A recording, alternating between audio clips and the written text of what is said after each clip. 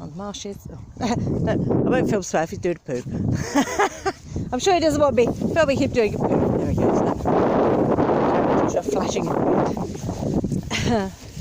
So we just had a reasonably mild interaction with a 3D energy. Now,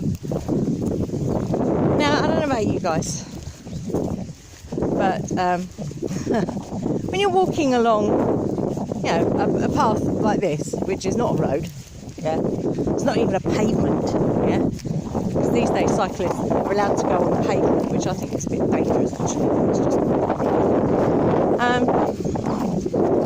so walking along, you know, doing our talking thing, and there's a ding, a bicycle bell ding.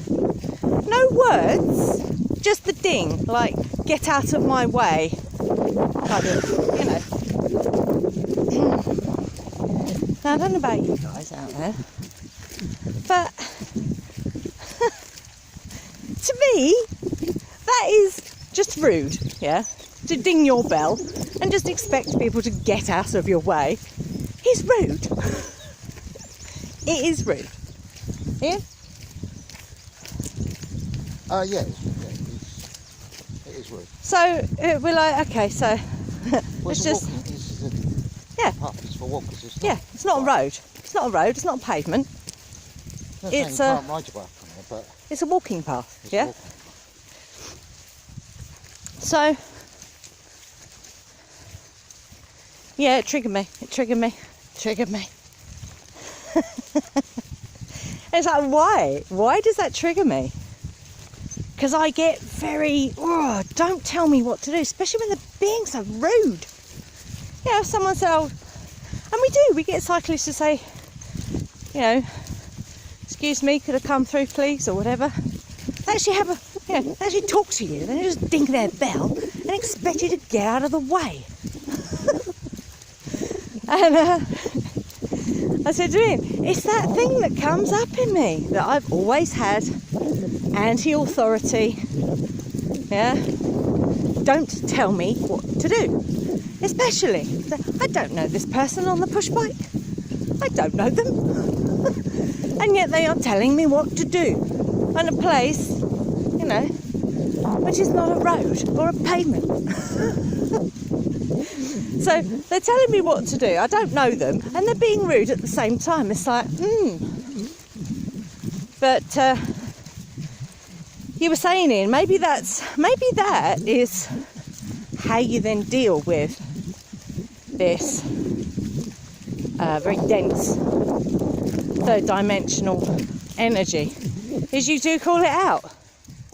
What you found? Round stone. You can find quite a lot of them actually. Is you call it out. You call it out for what it is. And then if you want to, you can banish it. Alchemize it. And off you go. Yes. Where someone decided that they're going to interact with you and tell you what to do. Yeah. I had it the other day actually, where I was in the shop, and so I was the first in the queue, and I was waiting for the lady. I was waiting for the lady to serve.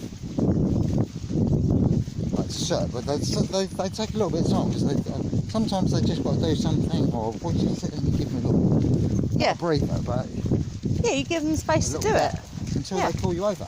Yeah, so I was that's polite. Yeah, and this guy went, go on, like very rude, very brash, and I went, no, I'm waiting for the lady to call me over. Go on. Yeah, she's done now. Well, I said, well, no, I'm going to wait until she calls me over. If you want to go, because you're in a rush, you go. And he was like, oh no, you go first. And he's been telling me what to do. So, again, someone you don't know who's being rude. So So, although I was doing that back, as I said, you go. But you got this kind of clash between me telling that person what to do, Yeah. and them telling me what to do. Yeah.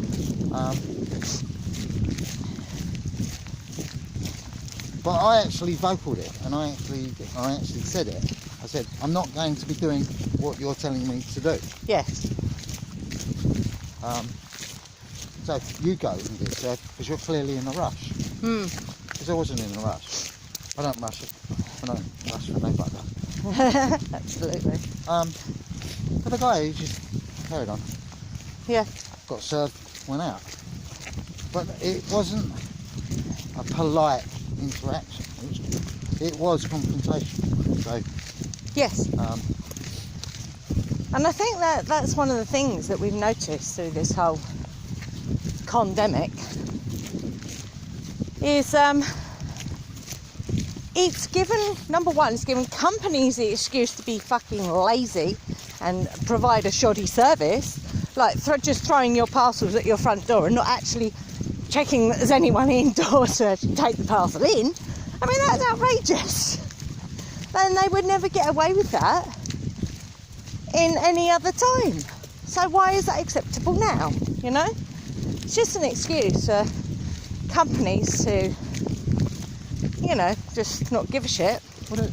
And it's also given, you know, the compliance wearers to be fucking rude to people who aren't buying it. But the point is that I think the point that we're making is that if you program a society to act in certain ways, so this one is, a lot of it's hate. Yeah. And impatience, aggression, rudeness, not empathic. Yeah. You know, all those things that are like that. What, that come from the universal love place? Yeah. That's what you're seeing. You're seeing the society through the companies programming those people to behave in a certain way. So it's probably very difficult to shake it off. Cuckoo. When you're not working, or yeah, you know, if you don't do the great work. So I think, you know, I always say, most of the time you're talking to a program. I mean, Thomas Sheridan calls them non-player characters. Non-player characters. So, do the thing he does here. what does he do?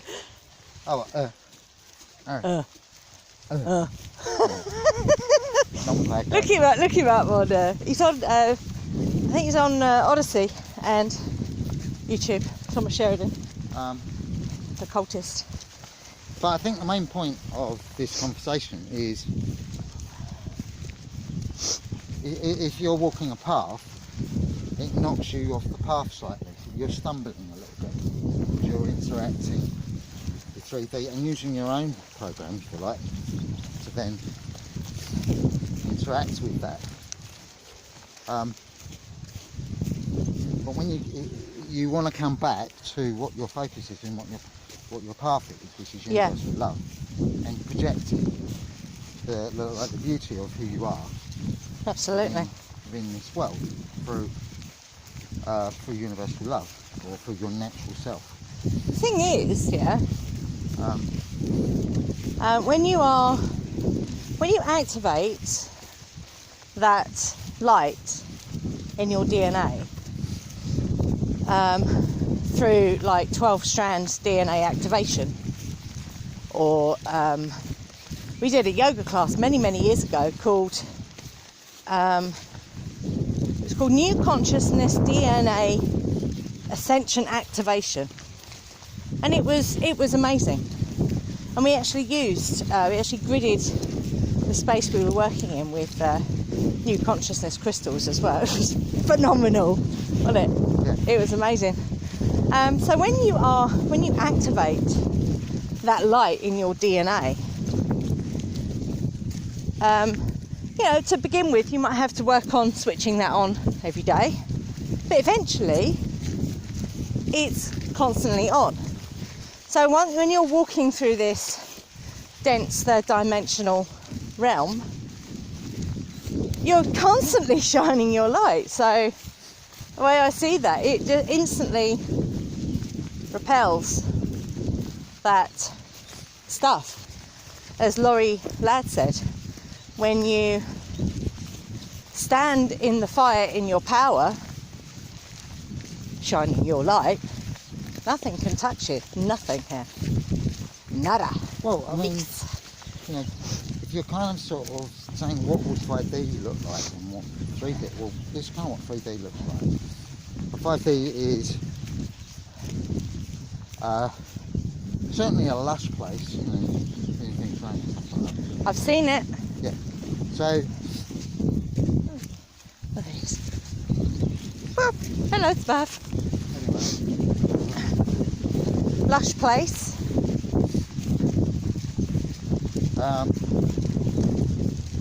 Well, no, all I was going to say was that I don't know, it's hard to put it into words.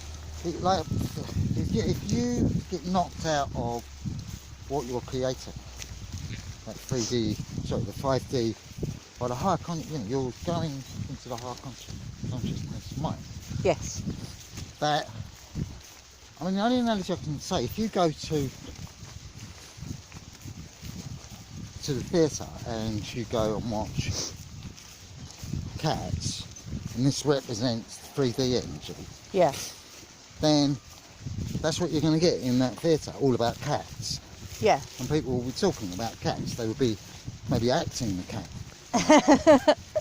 Doing cats. So that represents the 3D energy. So in the 3D energy, it's all about the shadow and getting to power. Yeah.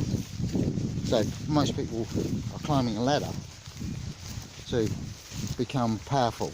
Yeah. And you do have, if you want that power, not everybody, because it's not all the same, but you have to really become a narcissist. You have to really become a secondary psychopath, and do things which you might not agree with.